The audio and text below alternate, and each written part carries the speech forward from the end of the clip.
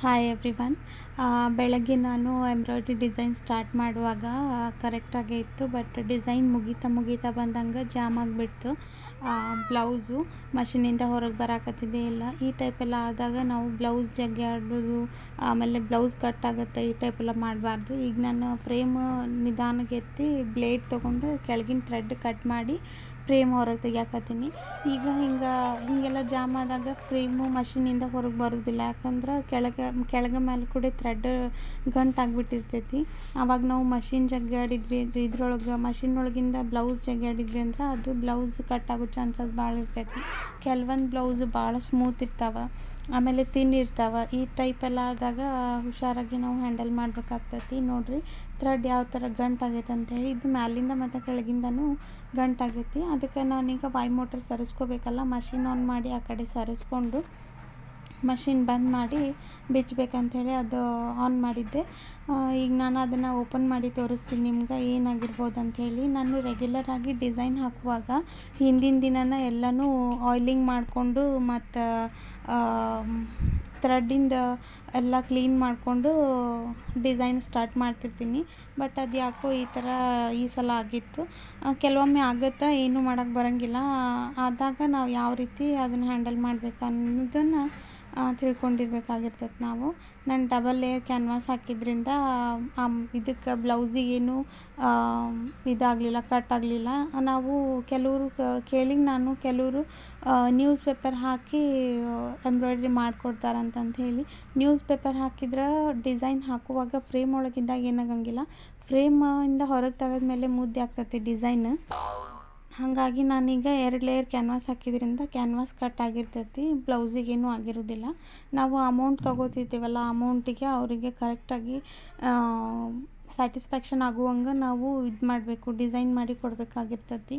ನಾವು ಮಟೀರಿಯಲ್ ಹಾಕಕ್ಕೆ ಜಿಪುಣತನ ಮಾಡಿದಾಗ ಅಂದ್ರೆ ಕಸ್ಟಮರ್ ವಾಪಸ್ ಬರೋದು ಭಾಳ ಕಷ್ಟ ಆಗ್ತೈತಿ. ನನಗೆ ಈ ರೀತಿ ವರ್ಕ್ ನೋಡಿ ಭಾಳ ಜನ ಕಸ್ಟಮರು ವಾಪಸ್ ಬಂದು ನನ್ನ ಕಡೆನೇ ಹಾಕಿರ್ತಾರೆ ಮತ್ತು ಬೇರೆಯವ್ರಿಗೆ ಕರ್ಕೊಂಡು ಬಂದಿರ್ತಾರೆ. ರಿಟರ್ನಿಂಗ್ ಕಸ್ಟಮರ್ ಭಾಳ ಅದಾರ ಅಂತ ಹೇಳಕ್ಕೆ ಖುಷಿ ಆಗ್ತೈತಿ. ಈಗಂತೂ ಡೈಲಿ ಒಂದು ಹಾಕಾಕತ್ತೀನಿ ನಾನು. ಬರ್ರಿ ಮಷಿನ್ ಸ್ಟಾರ್ಟ್ ಮಾಡೋಣ, ಏನಾಗತ್ತಂಥೇಳಿ ನೋಡೋಣ ಅಂತ.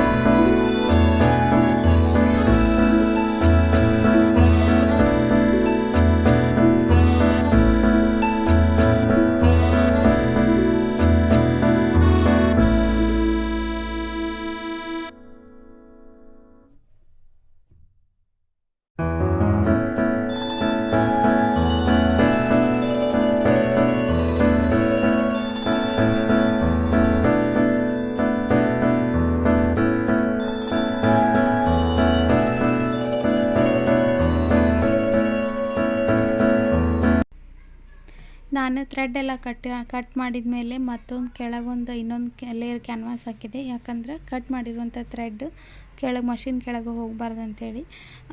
ಈ ಥರ ನಾವು ಸಣ್ಣ ಪುಟ್ಟ ಪ್ರಾಬ್ಲಮ್ ಆದಾಗ ಅರ್ಜೆಂಟ್ ಇರ್ತೈತಿ, ಕೆಲವು ಸತಿ ಕಸ್ಟಮರಿಗೆ ಕೊಡೋದು ಬ್ಲೌಸು ಫಂಕ್ಷನ್ ಮುಗಿದ್ಮೇಲೆ ನಾವು ಅವರಿಗೆ ಎಷ್ಟು ಗ್ರ್ಯಾಂಡಾಗಿ ಮಾಡಿಕೊಟ್ರು ಅದಕ್ಕೆ ವ್ಯಾಲ್ಯೂ ಇರೋದಿಲ್ಲ. ಸೊ ಹೀಗಾಗಿ ಅರ್ಜೆಂಟ್ ಇದ್ದಾಗ ನಾವು ಮ್ಯಾನೇಜ್ ಮಾಡ್ಕೊಳ್ಳುವಷ್ಟು ಕಲ್ತಿರ್ಬೇಕಾಗಿರ್ತೈತಿ.